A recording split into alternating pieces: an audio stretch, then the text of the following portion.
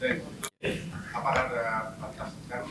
Akhirnya kalau ibadah sholat kan ada awalnya takbir, akhirnya salam. Kalau itu seperti apa? Baik, seseorang bertanya kepada Ibnu Abbas radhiyallahu taala anhuma. Riwayat ini viral sekali. Ya, pertanyaannya sederhana. Jadi ketika beliau sudah berusaha merawat ibundanya sampai dengan optimal dan sampai meninggal dunia. Lalu dia berkata, saya alhamdulillah telah membalas budi orang tua saya seperti ia merawat saya saat kecil. Ya, saya telah membalas sampai ibu saya meninggal, saya balas perawatan itu seperti ibu saya merawat sejak kecil. Apa komentar Ibnu Abbas radhiyallahu taala anhuma? Kata beliau, tetap tidak akan kau pernah penuhi bakti ibumu kepadamu dengan baktimu kepada ibumu. Bukankah ibumu merawat engkau supaya engkau hidup dan tumbuh, sedangkan engkau merawatnya menuju kematian ibumu. Engkau mengharapkan kematiannya, sedangkan ibu mengharapkan kehidupanmu. Di sini Ibnu Abbas itu seorang penafsir Quran yang legalitasnya langsung dari Nabi SAW. Allahumma faqihhu fid din wa alimhu ta'wil. Dan beliau meriset ternyata ayat-ayat Quran dan hadis-hadis Nabi Muhammad SAW yang menunjukkan tidak ada batas pengabdian dan bakti kepada orang tua. Apa indikasinya? Jangankan hidup, saat meninggal pun masih ada ibadah yang pahalanya diteruskan untuk orang tua. Pernah dengar badal haji dan umrah? Ya, untuk orang tua, bukannya orang yang sudah tidak ada? Kalaupun tak mampu dia kerjakan atau sudah wafat. Dan ternyata bukan hanya badal haji dan umrah, ada badal puasa.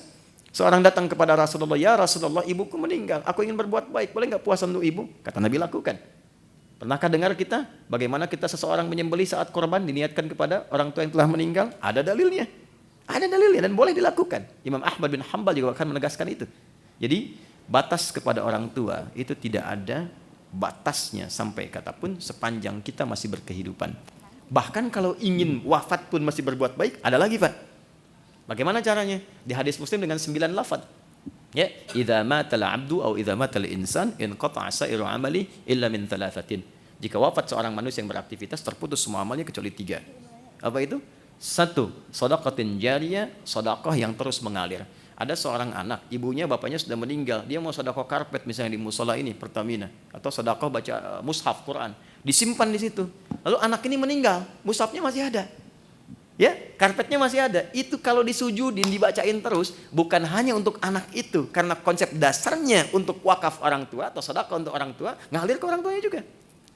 Ilmin yuntafa'u bihi. Ya, ini ada kan kalau sudah walaupun di Pertamina selesai kan masih dikaryakan, ngajarkan dan sebagainya. Kalau diniatkan ibadah dan niatnya dia katakan, misalnya saya berniat ibadah, pahalanya mengalir untuk orang tua saya. Jadi kalau dia mengajarkan itu, kemudian meninggal, dipraktekkan, dari hasil CSR-nya bikin masjid, bikin ini, jaga sholat 5 waktunya misalnya, pahala ngalir.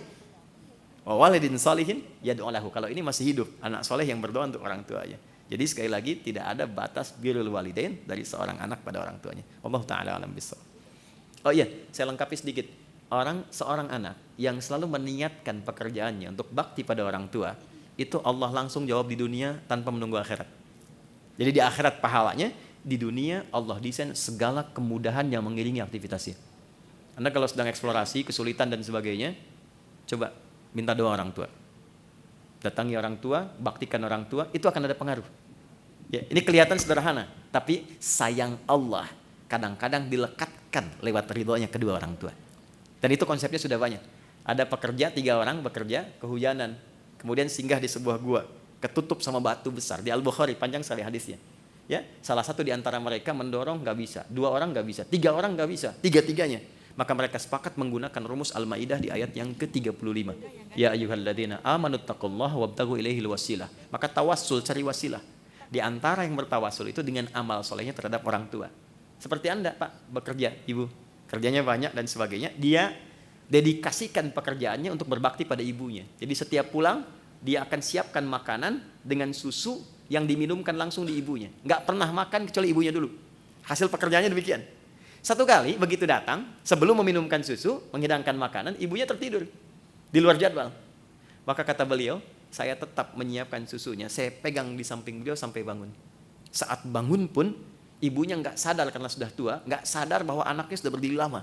Dan saya tidak mengatakan di lisanku sedikit pun untuk melukai hati ibu, bahwa saya sudah berdiri lama selama ini, tidak.